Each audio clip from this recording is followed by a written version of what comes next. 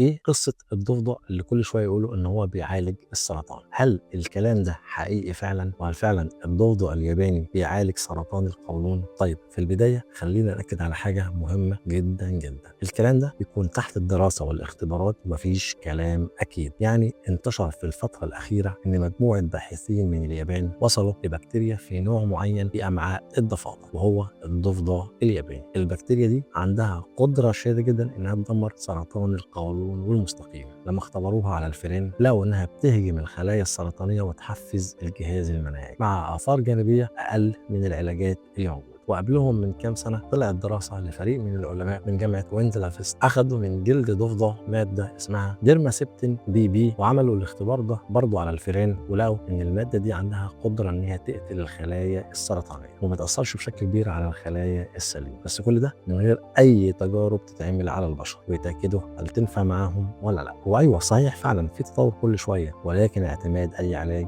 مش بالسهل كده. عشان كده فعلا لازم يتاكدوا انه مناسب للبشر ونتائجه هتفيدهم، ما تسببش اي مضاعفات. لحد دلوقتي العلاجات المتاحه اللي بنتحرك بيها زي الكيماوي والاشعاعي علاجات ليها تاريخ واثبتت نجاحها مع كل الحالات. بلاش نتاثر ونسبب لنفسنا ولغيرنا احباطات بدراسات لسه تحت التجربه. ربنا يشفي كل مريض.